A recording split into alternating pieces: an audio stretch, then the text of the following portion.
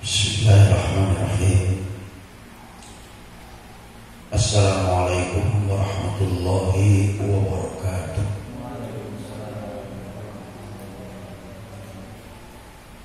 Alhamdulillahi rabbil alamin,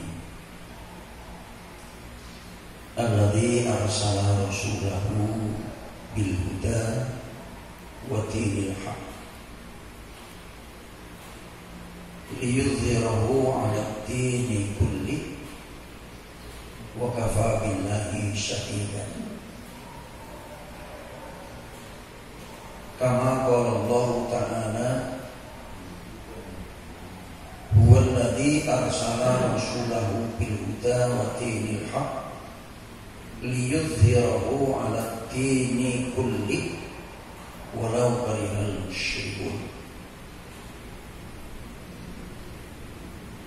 Nahmaduhu wa nasta'inuhu wa nastaghfiruh wa na'udzu billahi min shururi anfusina wa min sayyiati a'malina. May yahdihillahu fala mudilla lahu wa may yudlilhu fala hadiya lahu.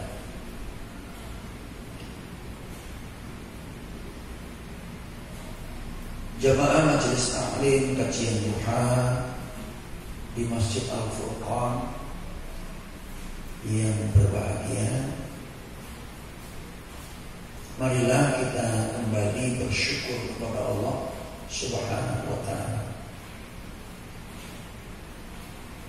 sebagai bentuk komitmen ketaatan dan kesetiaan kita kepadanya.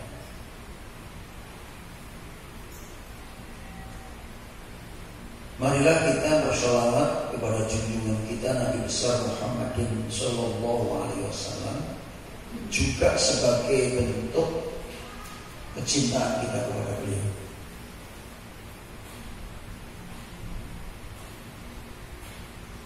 Maka tiada hari tanpa bersyukur kepada Allah dan tanpa bersolawat kepada Rasulullah.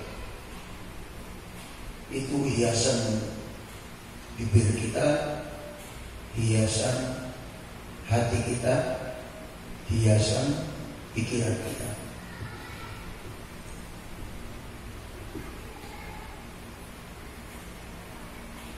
Jamaah sekalian yang dimuliakan Allah, tadi dalam Quran surat As-Saff ayat kelima, walladzi arsala rasulahu bil huda wa dinil haq. Jadi Allah mengutus Rasulullah sallallahu alaihi wasallam untuk mengajarkan agama yang hak, agama yang benar.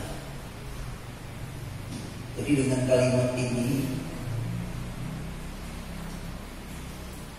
tersirat berarti ada agama-agama yang tidak benar yang akan diikuti oleh banyak manusia.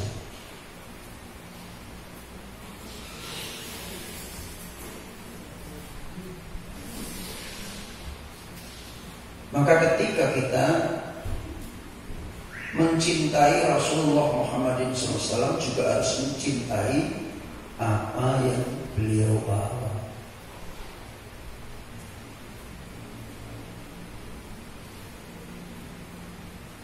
Liyudhhirahu 'ala ad-dini kulli.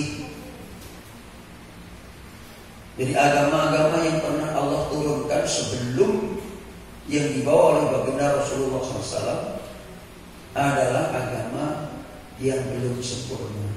Berarti juga sama agamanya, tapi belum sempurna.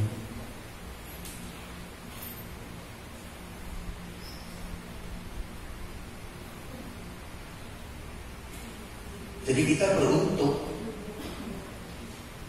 Mestinya kita harus bersyukur dengan sebesar-besar syukur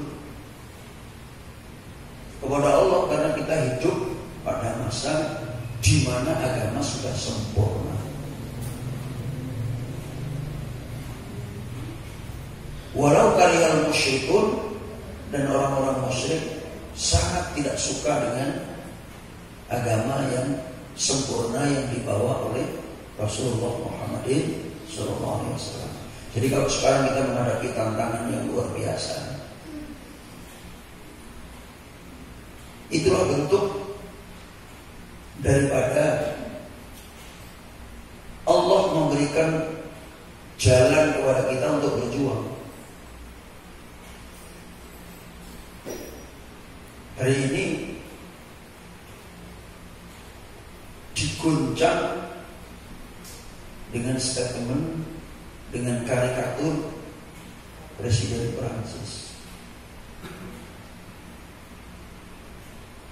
Nah, ini ujian bagi kita yang mengaku sebagai umat Rasulullah Muhammad SAW, yang mengaku cinta kepada beliau.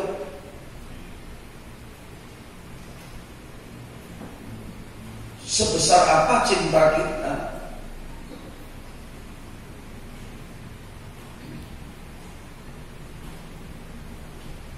Apakah dengan peristiwa ini kita akan diam?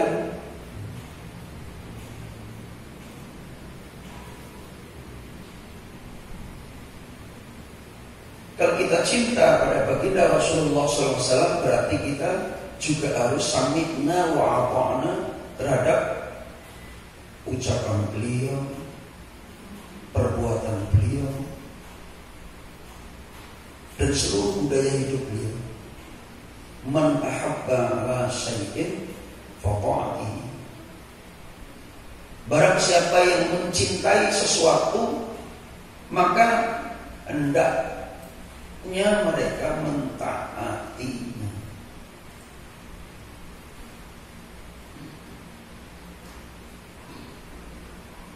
Nah, ini menjadi pertanyaan besar bagi kita.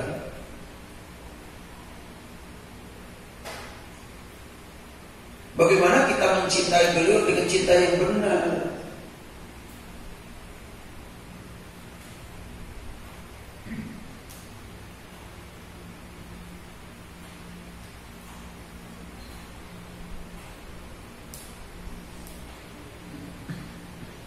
Memang sejak dulu kehadiran Rasulullah Muhammad SAW itu tidak disukai oleh Bani Israel. Udah tidak dikehendaki memang.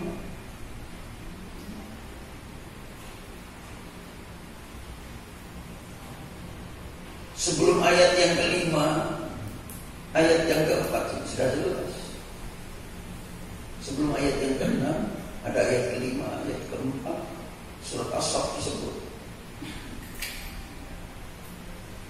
Dan ingatlah ketika Isa alaihissalam berkata kepada Bani Israel, wa idh qala Isa ibn Maryam ya Bani Israel. Peristiwa sejarah ini diabadikan oleh Allah di dalam Al-Quran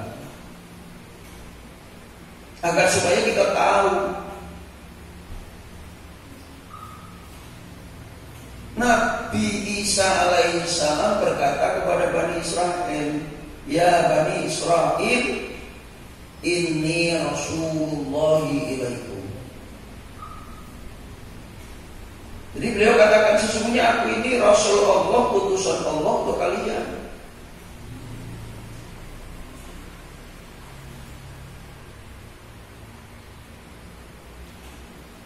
Ketika sudah terjadi kerusakan yang luar biasa pada Bani Israel, yang tidak lagi mengikuti Taurat, yang tidak lagi mengikuti wahyu Allah, sehingga Nabi Isa alaihissalam berkata kepada mereka, musaddiqan lima baina yadayya minat Taurat.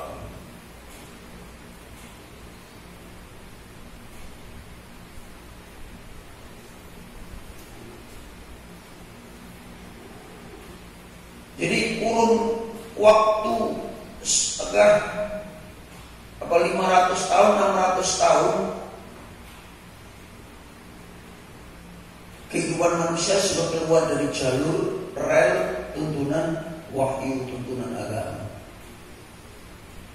Jadi Bani Israel sudah tidak menghiraukan, memindahkan Taurat.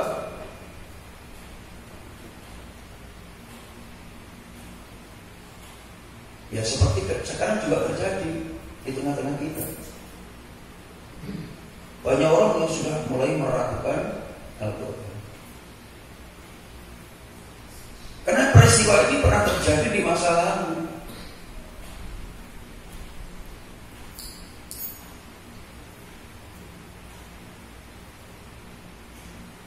Sehingga Nabi Isa AS menegaskan, aku diperintahkan oleh Allah agar mengatakan kepada kalian tentang kebenaran di dalam Taurat.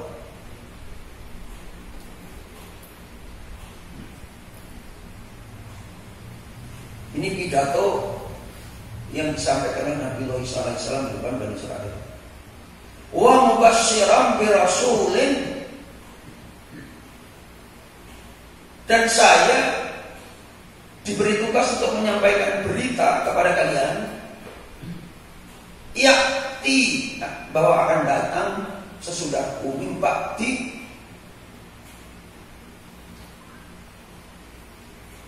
akan datang sesudahku seorang nabi, wa mubasysyiran bi rasulin. Jadi sesudahku nanti Allah akan mengutus Rasul, ismuhu Ahmad, namanya Ahmad, nama lain daripada nama beliau Muhammad. Jadi sudah disampaikan oleh Nabi Isa AS kepada Bani Israil tentang akan hadirnya beliau ini.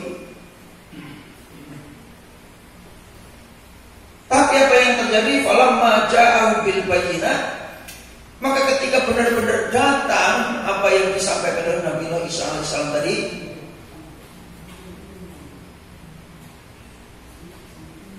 bil bayyinat, dengan membawa penjelasan-penjelasan, keterangan-keterangan yang nyata Al-Quran, qalu, Bani Israil berkata, hadza sihrun mubin, ini adalah sihir yang benar-benar nyata. Jadi udah gak diakui. Sampai hari ini masih banyak orang yang tidak mau mengakui. Nah, termasuk Presiden Prancis itu, bukan hanya tidak mengakui, menghina. Apa kita mau diam? Nah, kalau kita cinta, maksud kita diam.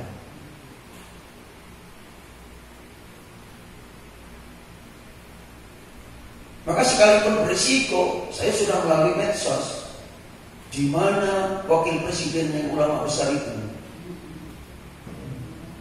kok tidak keluar statement memerintahkan agar umat Islam bergerak. Malah saya ditelepon oleh orang dari Polda, kapan turun Pak Ustaz? Saya tunggu Kapolda mengumpulkan ulama, kiai, ustaz untuk menentukan sikap yang dipimpin langsung seorang Kapolda yang cinta kepada nabinya.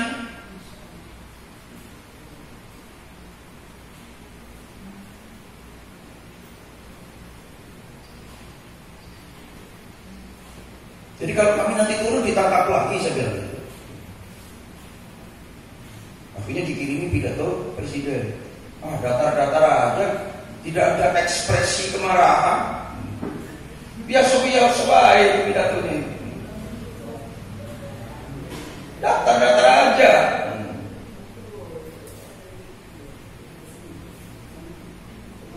Kalaupun wakil presiden itu bicara, presiden tidak akan marah. Karena lebih tua, apalagi beliau ulama besar. Kok malah sembunyi di bawah kasur? Oh, ini berisiko nih. Statement saya ini berisiko, termasuk yang saya tulis di Facebook berisiko. Jadi saya telepon balik di Polda, statement datar-datar aja begini.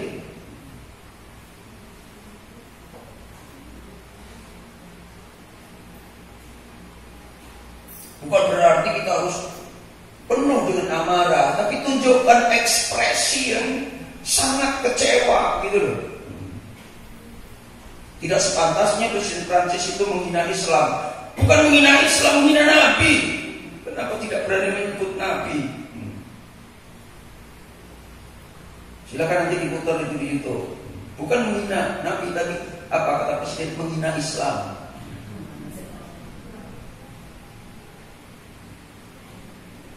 Oh, yang menghina Islam, saya bagaimana mau demo, nanti saya ditangkap polisi. Di negeri ini yang menghina Rasulullah itu banyak, saya bilang.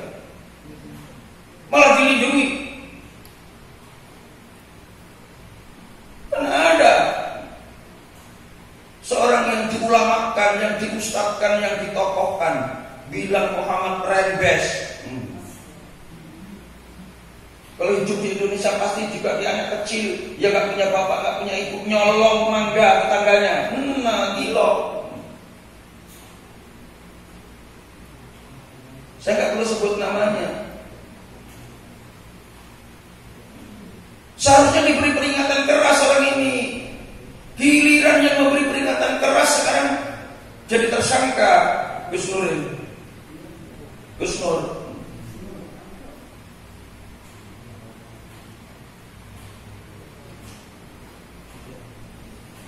Gus Nur bicara itu karena ada sebab.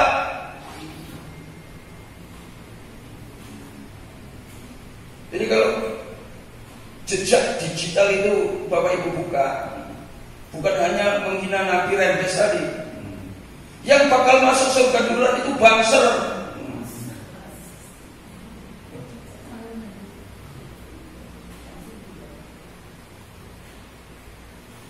Yang bakal masuk surga duluan itu Rasulullah Muhammad SAW beserta pengikutnya. Mau Banser, mau Banteng, mau Bantul, yang cinta Rasulullah itu yang akan lebih dulu masuk surga. Karena ada dasarnya. Man ahya sunnati faqad ahabbani wa man ahabbani kana ma'i fil jannah. Ini dasarnya. Dasarnya ini dari lisan baginda Rasulullah Muhammadin sallallahu alaihi wasallam. Siapa yang akan masuk surga bersama beliau? Man ahya sunnati. Orang yang menjaga dan menghidupkan sunnah beliau.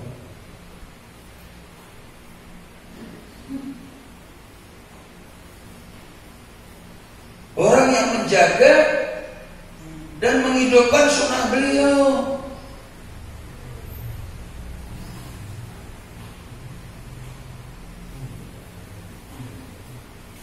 Faqad ahabbani. Jadi kata beliau, barang siapa yang menjaga menghidupkan sunnahku, maka mereka itulah orang-orang yang mencintai aku.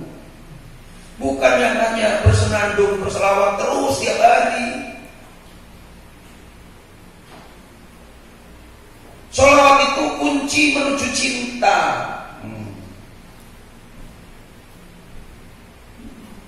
Nanti dibilang kata Ustaz Umar bersalawat itu tidak cinta Nabi. Nah, salah pula kayak. Saya tidak ngomong seperti itu. Yang menghidupkan sunnah beliau, yang menjaga sunnah beliau,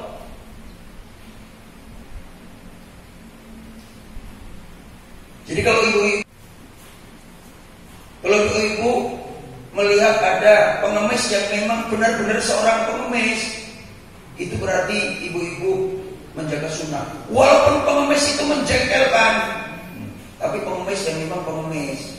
Seperti baginda Rasulullah SAW memperlakukan pengemis buta Yahudi nyenyes di pintu gerbang Masjid Nabawi. Setiap hari ngatoi Nabi itu lah.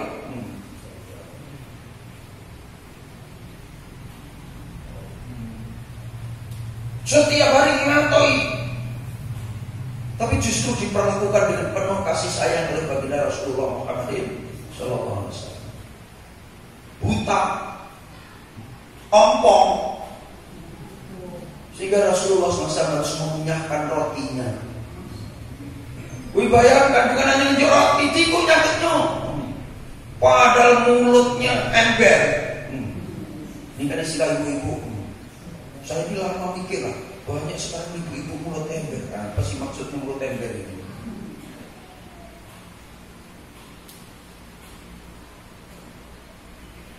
Hidupkan sunnahnya,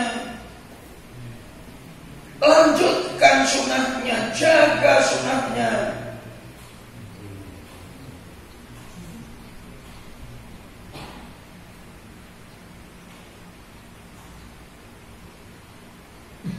Wa man ahabbani kana ma'i fil jannah. Ini dasarnya. Lah kalau dasar yang masuk surga duluan nanti bangsat itu hadisnya ada apa enggak?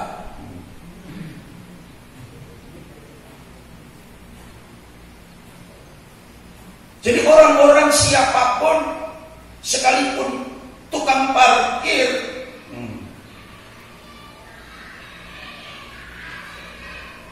kalau dia menjaga dan menghidupkan sunnah beliau, itu menunjukkan kecintaan dia kepadanya.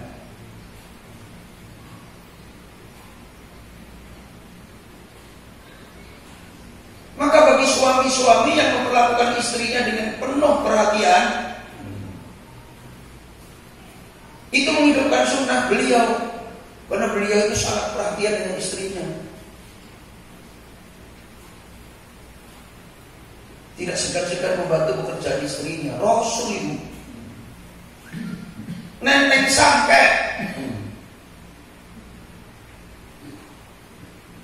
sehingga tahu berapa banyak daging yang dibeli, karena yang beliau yang nenteng. Nah, ini berhubung daging yang kita beli ini tidak banyak, kuahnya baik yang dibanyakin. Tetangga melok merasakan kuahnya aja gila. Tapi tetangga sekarang juga nggak tahu diri.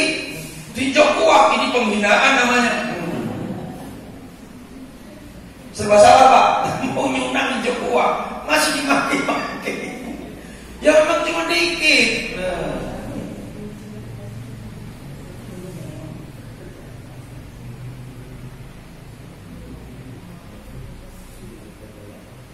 Jadi ibu bukan gitu Bu ya. Kalau mau jaga sunnah beliau, menghidupkan sunnah beliau, ya berbagi. Beliau itu tiada hari tanpa berbagi. Maka bagi orang-orang yang tidak bisa berbagi dengan materi, karena banyak yang protes, ya Rasulullah aku butuh duit tak punya, ilmu gak punya, lalu harus berbagi dengan apa? Beliau tetap menghibur. Barang siapa yang tersenyum untuk saudaranya adalah saudara. Ya Allah, aku masih diberi kesempatan juga. Gak bisa sedekah dengan duit, gak bisa sedekah dengan ilmu, gak bisa sedekah dengan tenaga, sedekah dengan senyum. Maka perlakukan pelangganmu dengan senyum. Sapa, ya, salam, senyum. Atau salam dulu, sapa, senyum. Tapi bukan senyum di belakang kan, barengan itu sejalan. Nyapanya sambil senyum ini baru nyapa dulu. Kamu dari mana? Assalamualaikum. Baru bukan gitu.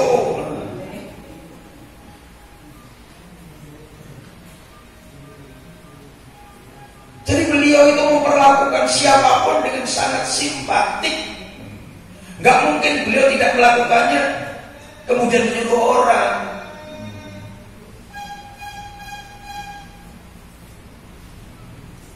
Makanya malaikat Malik itu tersenyum ketika bertemu dengan Rasulullah Muhammadin sallallahu alaihi wasallam. Mungkin diledekin kali. Jadi malaikat Malik ya karena tugasnya jago rampok. Kan sama dengan sipir penjara. Cuman kalau sipir penjara itu yang nunjuk cung, nah itu disenyumi. Yang tidak nunjuk cung, tidak disenyumi. Jadi dalam hikayat malaikat Malik itu hanya tersenyum ketika berjumpa dengan baginda Rasulullah Muhammad SAW dalam mi'rajnya.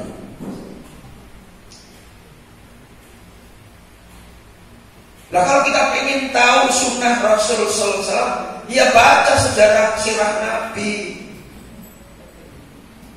Bu, bisa dongeng dengan putra putrinya, mengantarkan tidur, cerita tentang Rasulullah SAW.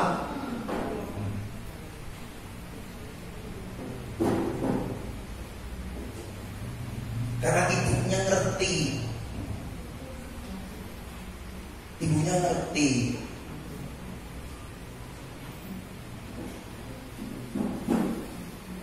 Jadi sekarang beliau, tapi luar biasa, justru dengan dihina ini mendatangkan perhatian kaum intelektual dimanapun. Jadi rasa ingin tahu, yang tadinya tidak kenal yang namanya Muhammad, itu kan banyak orang-orang pintar di belahan Afrika, di belahan Eropa, di belahan Amerika yang paling masuk pelosok-pelosok.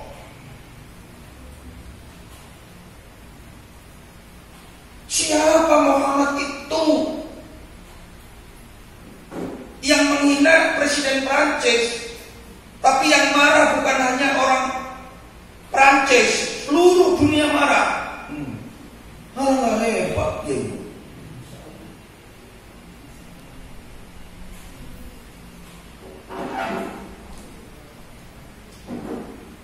Alangkah hebat. Jadi Bapak Ibu hadirin sekalian yang dimuliakan Allah, cintailah beliau dengan cinta yang benar.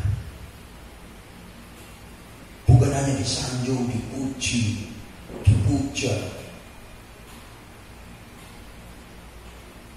Jadi kalau direnung-renungkan, jadi ketika baginda Nabi itu lahir kan belum menjadi kakeknya Hasan Hussein. Tapi di dalam bacaan itu sudah disebut marhaban ya nurul aini, marhaban jatal Husain. Selamat datang, lu kan belum punya istri. Sudah disebut kakeknya Husain. Ini sebenarnya jalan menuju mencintainya, bahwa beliau itu kakeknya Husain, kakeknya Hasan. Hasan Husain itu putra siapa? Putra Fatimatus Zahra. Fatimatus Zahra itu siapa? Putri beliau, istri Sayyidina Ali radhiyallahu anhu.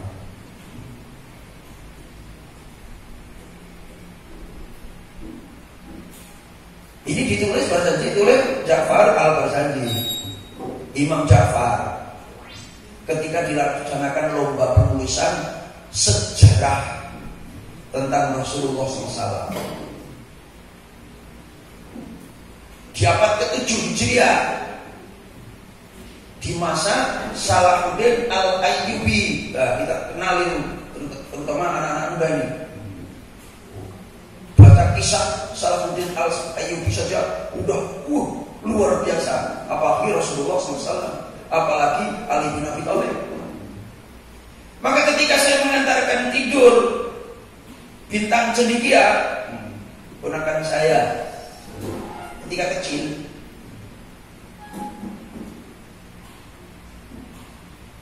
sampai tidur. Ketika dia sudah mampu baca, belikan buku kisah Rasul, kisah 4 sahabat Rasul, Umar, Abu Bakar, Umar, Utsman, Ali.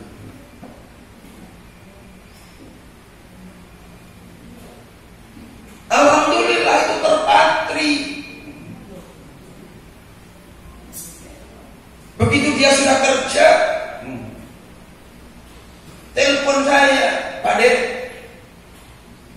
gaji pertama saya untuk korban Idul Adha nanti. Masya Allah.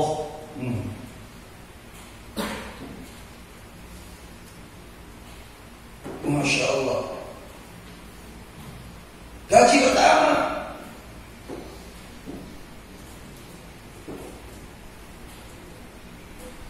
Gaji kedua telepon lagi, Pak De, setengah dari gaji saya bulan kedua ini untuk Mbah di Jawa. Masya Allah. Pak Dik, saya traktir makan soto kuali bae ya. Masya Allah. Apa yang kita tanamkan kepada anak, itulah nanti yang akan kita petik.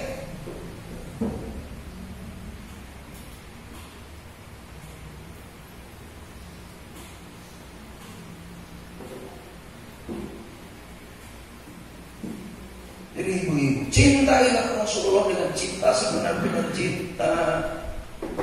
Bagaimana beliau menjadi suami, bagaimana beliau menjadi nabi, bagaimana beliau menjadi rasul, bagaimana beliau menjadi kepala negara, bagaimana beliau menjadi imam.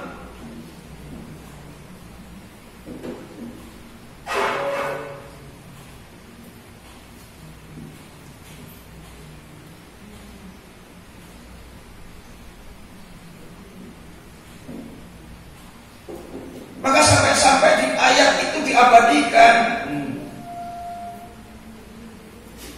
Barang siapa yang mencintai Rasulullah, berarti dia mencintai Allah. Barang siapa yang bermaksiat kepada Rasulullah, maka mereka bermaksiat kepada Allah. Cuman cintanya dengan cinta yang tidak benar. Ini bacaan memuji-muji Nabi berjam-jam. Sholat isya enggak, sholat berjamaah enggak. Rasulullah SAW itu sepanjang hidupnya sholat berjamaah dan di masjid. Jangan bantah lagi Pak, lalu Rasulullah kan menyatu dengan masjid, wajar kan sholat jamaahnya. Jangan protes Pak, beliau dekat aku jauh kok. Kan Rasulullah SAW jadikan satu langkah kaki menuju masjid itu dihitung satu kebaikan. Jadi beliau udah nyegat, ini nanti bakal banyak umatku yang protes, rumahku jauh dari masjid. Bagaimana supaya mereka tetap cinta kepada sholat di masjid? Satu langkah kakimu, satu kebaikan untukmu. Masya Allah. Tapi bukan berarti rumah Kertapati saya suruh jalan kaki ke Al-Furqan sholat jamaah di sini. Itu penyiksaan namanya. Penyiksaan namanya. Kenapa dulu jauh-jauh pada pengen memakmurkan Masjidil Haram? Barang siapa yang sholat di masjidnya Allah, kalau Nabawi kan masjid itu, kata Nabi. Kalau Baitullah itu rumah Allah, maka sama dengan 100.000 kali sholat di masjid lain. Masya Allah. Begitu beliau memancing orang untuk mencintai Baitullah. Ini yang membuat cendekiawan, intelek dunia, kok bisa ya? Orang tahan merangkak untuk melaksanakan ucapannya Muhammad. Apa sebenarnya di balik Muhammad itu? Nah ini akhirnya banyak orang yang menggali tentang siapa Muhammad itu. Alhamdulillah, syukur, semakin bina semakin bersinar.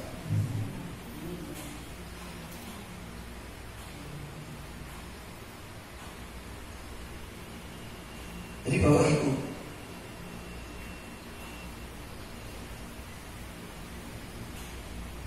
lalu baginda Rasul berkata kepada sahabatnya, "Ala ukhbirukum bi ahabbikum ilayya wa aqrabikum minni majlisan fil yaumil qiyamah." Maukah aku kabarkan kepadamu? Jadi beliau sedang diam, misalnya seperti ini. Ala ukhbirukum, maukah aku kabarkan kepadamu?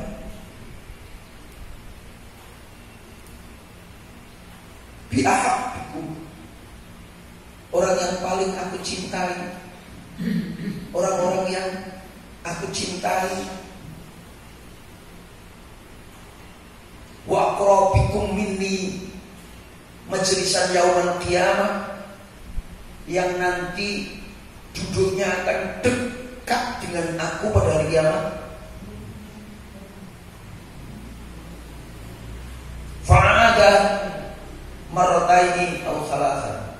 Fa'ada marrataini aw salasan. Kalimat ini diulang sampai 3 kali. 2 kali ditambah lagi, jadi 3 kali. Berarti berita ini penting. Jadi biasanya kalau berita penting itu kan diulang-ulang. Lalu para sahabat menjawab, qalu na'am ya Rasulullah, kami siap menerima berita itu.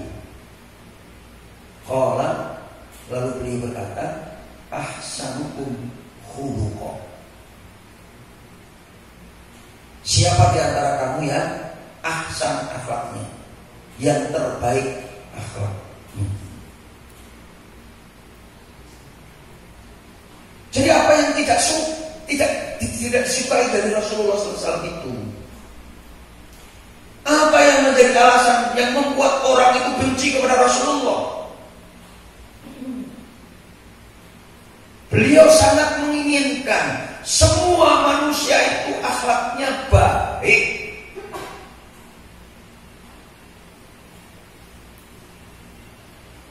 Akhlak itu sesuatu yang terjadi secara spontan, tidak dibuat-buat, apa yang keluar dari hati yang paling dalam. Itulah akhlak.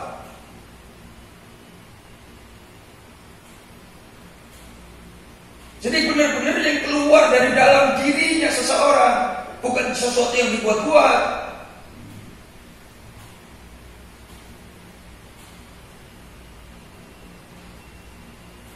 Melihat orang butuh pertolongan, cepat bergerak memberi pertolongan.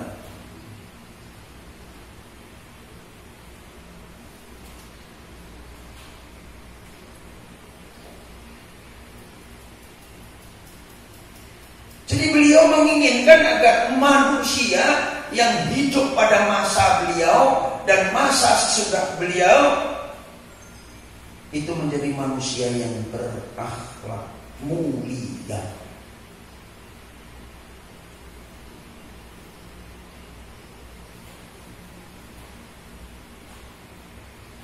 Jadi kenapa dibenci? Apa alasan mereka membenci? Berarti yang benci Rasulullah Muhammad SAW adalah mereka yang tidak ingin manusia berakhlak mulia.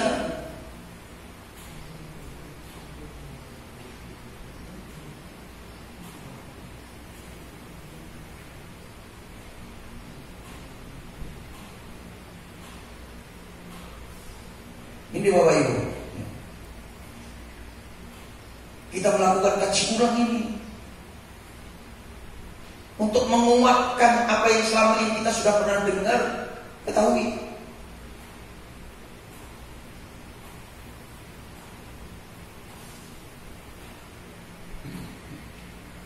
Maka pendidikan akhlak ini adalah menjadi fundamen pendidikan.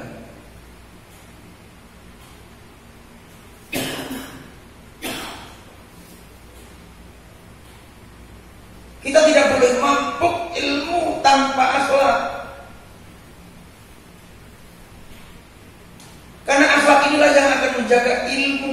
Kita tidak boleh gila harta tanpa akhlak.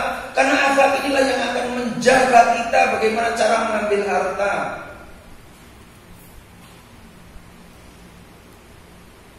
Kita tidak boleh gila perempuan tanpa akhlak.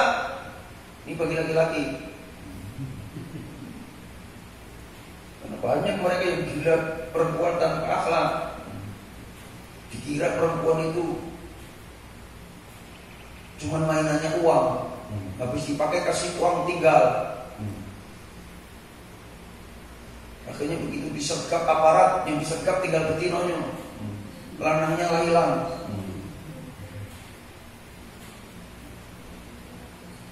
Maka bagi beliau, laki-laki yang memuliakan perempuan itu tandanya laki-laki yang mulia.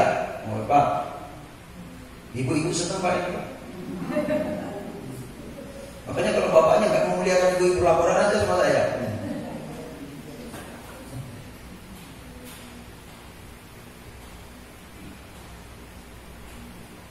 Dan laki-laki yang menghinakan kaum perempuan itu bukti laki-laki yang hina. Masya Allah. Itu baginda Rasulullah Sallallahu Alaihi Wasallam. Ini alhamdulillah Gus Pak Jilera itu NO banget. Kalau orang Jawa menyebutnya NO cekek. Alhamdulillah ini lagi jadi idola Gus Pak ini. Beliau mengatakan pakai hijab tertutup adalah madhab Imam Syafi'i. Masya Allah. Alhamdulillah berita baik.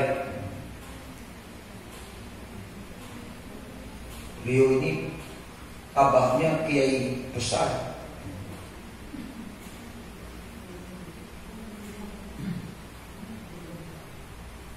Sementara ada yang berteriak-teriak, yang benci dari keturunan Israel tadi, malah buat film yang berhijab disobek-sobek dilepas, dibuang. Inna lillahi wa inna ilaihi rajiun. Wastaghfirullahaladzim. Ini keturunan Belanda ini.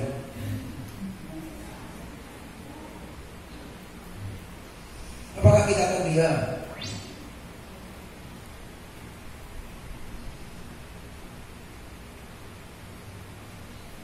Jadi berbudayalah sebagaimana budayanya baginda Rasulullah Muhammadin Sallallahu Alaihi Wasallam. Berbudaya itu artinya di dalam perjalanan hidup itu namanya kemudian menjadi budaya. Maka beliau tuh sangat menginginkan agar umatnya menjaga malu.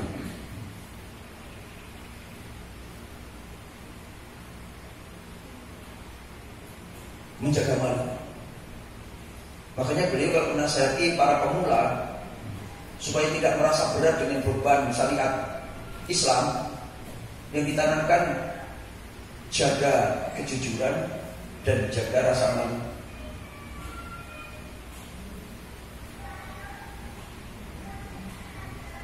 Sehingga jujur ini bagian dari malu, bagian dari iman. Malu itu juga bagian dari iman. Nah sekarang yang terjadi kan, tidak kata malu lagi. Nah korupsi hilang malu, nak berbuat jahat hilang malu.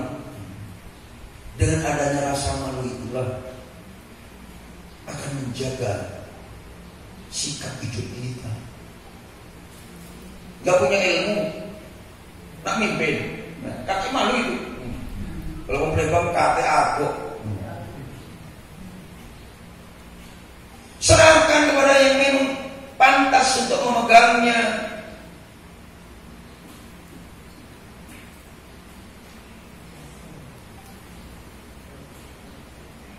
Jadi Bapak Ibu, jujurlah, syukurlah, milikilah rasa malu. Ini penting di dalam pembentukan akhlak bangsa ini. Kalau segenap anak bangsa ini jujurnya lebih kuat, syukurnya lebih kuat, rasa malunya juga lebih kuat, bagus. Ini jujur hilang, syukur kate rasa malu pula. Makanya Nabi marah dengan orang yang gak punya malu itu. Marah, tapi marahnya beliau itu tidak seperti marahnya Umar Said.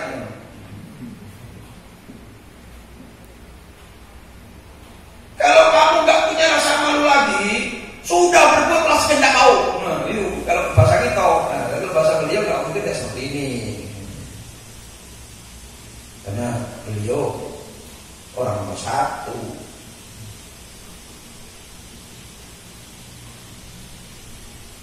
Nah sekarang kita cek di kehidupan Khusus untuk negeri ini, berapa banyak orang yang masih bisa jujur? Berapa banyak orang yang menunjukkan syukur? Berapa banyak orang yang bisa menjaga malunya? Al-haya'u minal iman. Kalau di hadis lain ada al-iman nisfani, nisfun fi syukri wa nisfun fi sabri.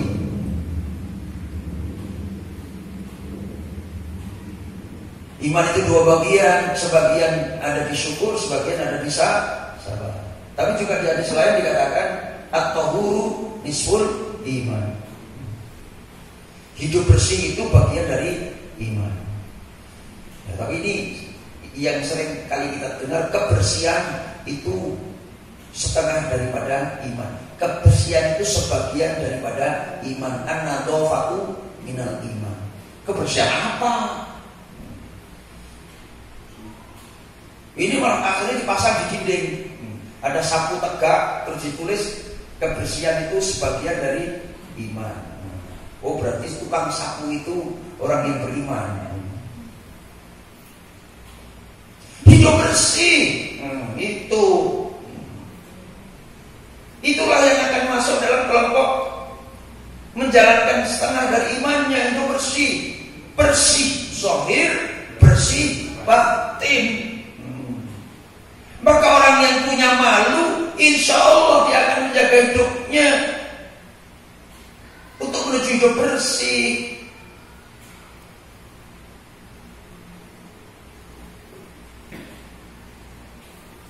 Hatinya bersih, jasmaninya bersih.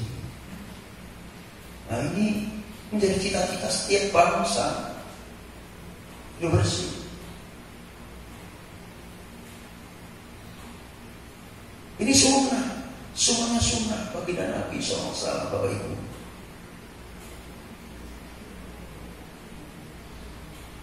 Makanya beliau menekankan alaikum bisidqin. Biasakanlah kamu itu dalam kejujuran.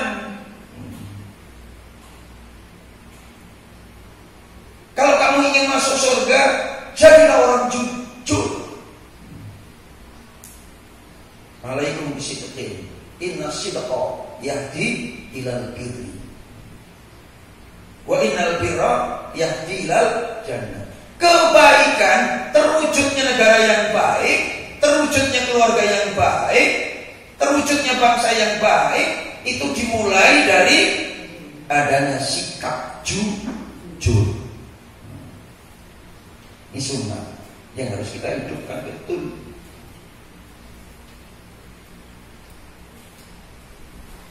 Jadi kalau ibu bapak ingin keluarganya, hubungan suami istri itu tetap terpelihara dengan baik, harus jujur dan saling terbuka. Oh, tapi berat Pak. Oh, kadang-kadang kita jujur kena marah. Kita ini jujur dengan istri. Kok terlambat? Udah mau turun lama. Kenapa ke Tino? Tino. Nah, cinta lama tumbuh kembali ya? Nah, ya Allah. Nah, ini bagi yang tidak punya dasar iman tadi, bawaan itu curiga dulu. Makanya istilah transparansi itu adalah basic ajaran Islam. Bangsa ini harus dibangun dengan kejujuran. Dengan cara apa?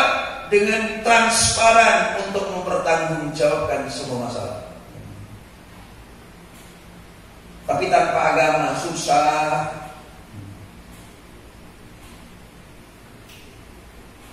Jadi kalau ingin keluarga kita baik, jujurlah. Kalau ingin masyarakat kita baik, bangun kejujuran di tengah masyarakat. Kalau ingin negara kita ini baik, bangun bangsa ini dalam kejujuran. Maka revolusi mental yang seharusnya dibangun adalah bagaimana membangun bangsa ini jujur. Nah, ini dimulai dari bawah. Susah.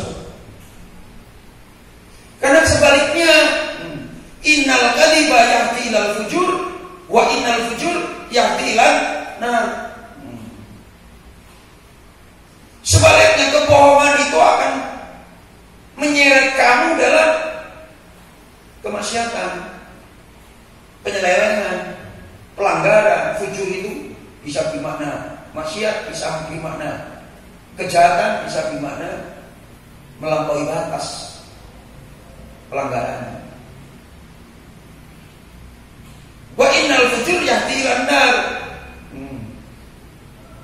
Akhirnya fujur inilah, kemaksiatan, kejahatan inilah yang akan membawa kalian kepada neraka. Makanya hidup gak pernah tentram di rumah. Semuanya saling menyembunyikan.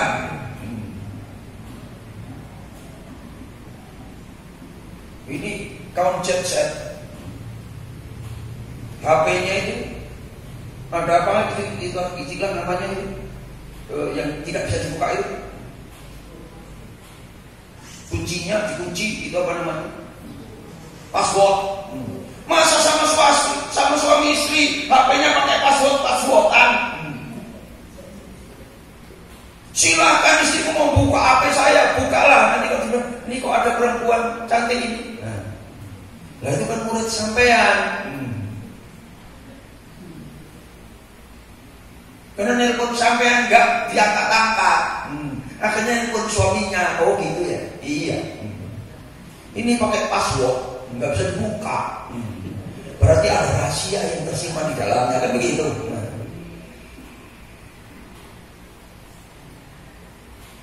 Jadi Bapak Ibu, Masya Allah, enggak bisa diceritakan dalam waktu sehari, 2 hari, 3 hari sampai kita mati menceritakan tentang bagaimana menghidupkan sunnah Nabi ini, enggak selesai-selesai.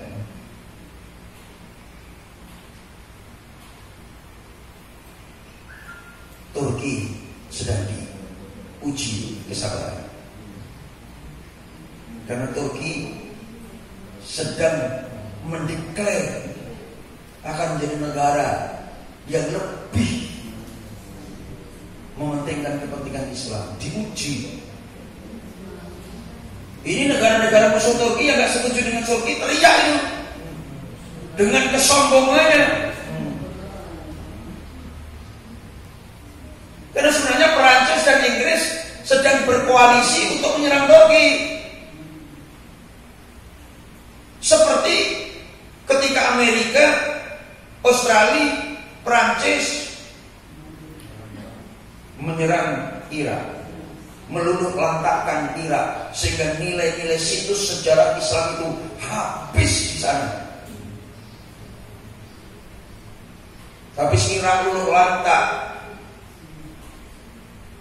disusul kemudian negaranya Muammar Gaddafi.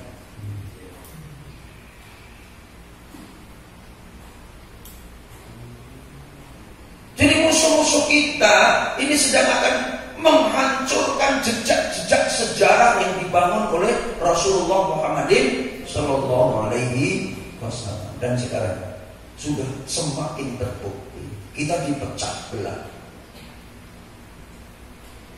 Dan baginda Rasul itu contoh figur yang tak pernah mau dipecah belah.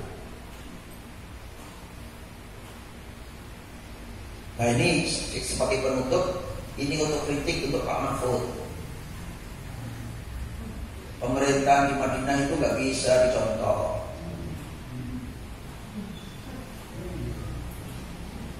Satu-satunya Rasul, satu-satunya Nabi yang merangkap sebagai Nabi dan Rasul sekaligus kepala negara hanya Muhammad Sallallahu Alaihi Wasallam. Yang lain dakwah. Nabi Yusuf itu sangat hebat, sangat dipercaya oleh raja, tapi Nabi Yusuf tidak sampai menjadi seorang raja. Nabi Daud yang pernah, tapi tidak juga. Tapi baginda Rasulullah SAW, Nabi Rasul kepala negara, berarti model pemerintahan Madinah itu justru harus dicontoh. Pak Mahfud bilang nggak bisa. Nah ini jejak digital juga putar lagi. Ini yang pintar buka jejak digital, buka Pak Mahfud 10 tahun yang lalu dengan Pak Mahfud yang sekarang, berbeda cara dan konsep berpikir dan berbicara. Gak istiqomah jadinya. Sama dengan ngabalin. Saya ketawa ngekek ketika ketika wawancara dengan Najwa Shihab, ketika dia masih pakai rompi Prabowo, jadi tekek-tekek saya itu begini. Kenapa diulang jejak digital ini? Begitulah manusia ketika tidak ada istiqomah, dia akan begitu mudah berubah. Makanya iman itu harus diiringi dengan istiqomah. Cinta kepada baginda Nabi harus diiringi istiqomah. Jangan senang nyoba bersama beliau, giliran susah ada galak. Hari ini kita mesti sudah tidak hati-hati. Yang dari polisi bilang nggak diboikot, Ustaz produksi Prancis. Aku tidak pernah pakai produksi Prancis.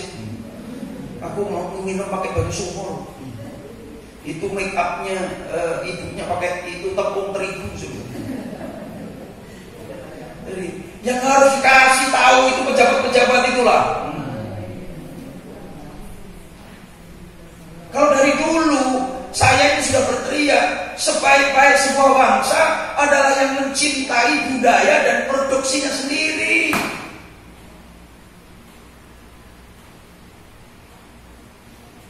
Yang suka ngasih contoh belanjaan pakai barang-barang mewah dari luar negeri itu kan para pejabat itulah. Kalau ibu-ibu sekarang, woi tas aja kalau nggak bermerek Itali, woi bukan tas ini sangke. Kalau tas itu harus merek Itali. Kalau buatan Indonesia itu sangke. Jadi istiqomah woi ibu.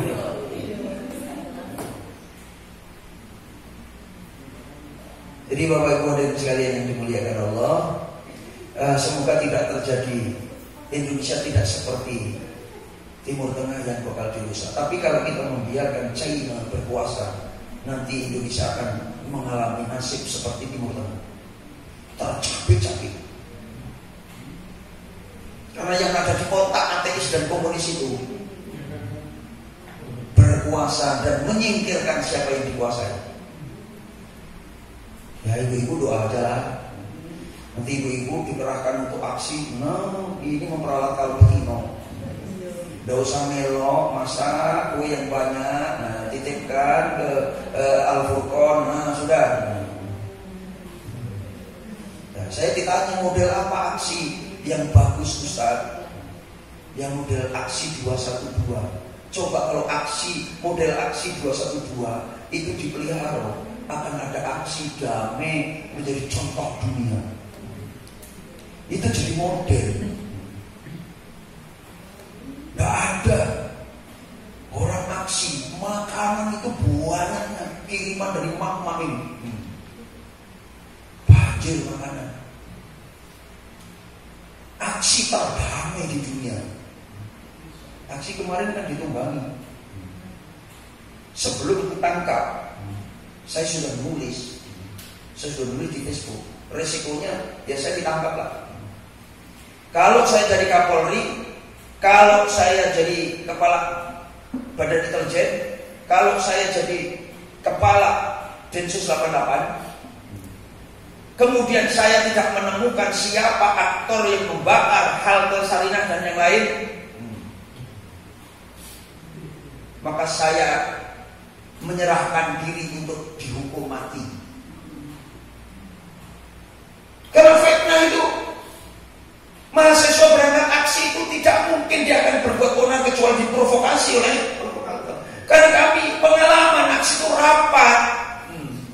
Sebelum aksi itu turun, kita sudah konsolidasi dulu, briefing dulu.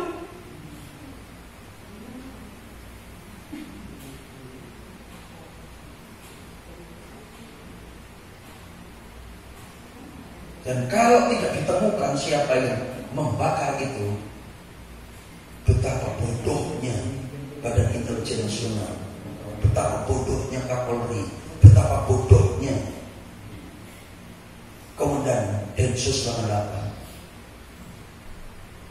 Kan melempar fitnah. Fitnah aja sudah dosa, apalagi membakar fasilitas umum. Dosa berapa yang mereka tanggung? Kok ini dibiarin lolos? Nah, ini bapak-bapak, itu cara ateis. bapak-bapak yang sudah berumur 60, 70, 80 akan tahu lah cara penjahat itu seperti itu. Kalau kita Haji Juliara sih orang Sumatera Barat, Safruddin Prawinegara punya jasa. Indonesia tetap ada ketika ada pemerintahan sementara di Sumatera Barat dengan Perdana Menteri Safir Safruddin Prawinegara. Tapi itu semuanya dihilangkan dari jejak sejarah. Bapak Umar tahu baca sejarah, dan nanti kalau sejarahnya tidak lagi boleh dibuka, nah sudah hilang. Maka mahasiswa sekarang jurusan sejarah ngertinya hanya sejarah sekitar tahun 70 ke sini lah. Ketika bekas PKI itu saja sudah mulai nggak ngerti, apalagi sebelum ketika bekas PKI. Nih jamaah sekalian, jadi cintailah apa yang menjadi sunnah Rasul, hidupkanlah apa yang menjadi sunnah Rasulullah. Itu tandanya kita mencintai beliau dengan cinta yang benar. Silakan Bapak Ibu, sudah lewat ya jam 9:15. Terlalu asik saya. Terima kasih Bapak Ibu, selamat berjuang Ibu-ibu. Jangan terjadi kasus ya anak bunuh diri karena PR ya. Saya nangis Bu itu Bu, nangis terus terang, nangis.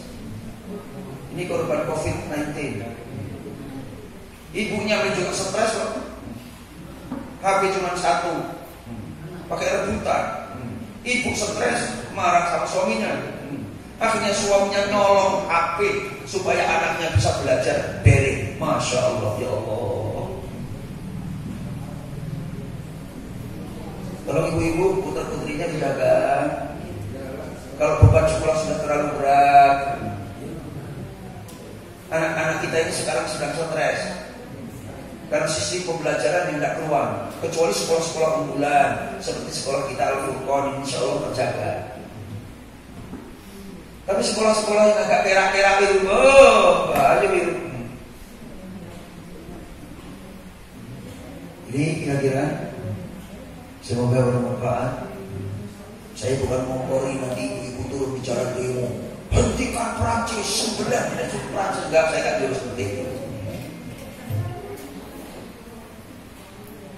Semoga Allah menolong kita semuanya, semoga Allah menjaga kita semuanya, sehingga kita tetap menjadi orang-orang yang ikhlas, syukur, sabar, dan tetap menjaga budaya baru. Assalamualaikum warahmatullahi wabarakatuh.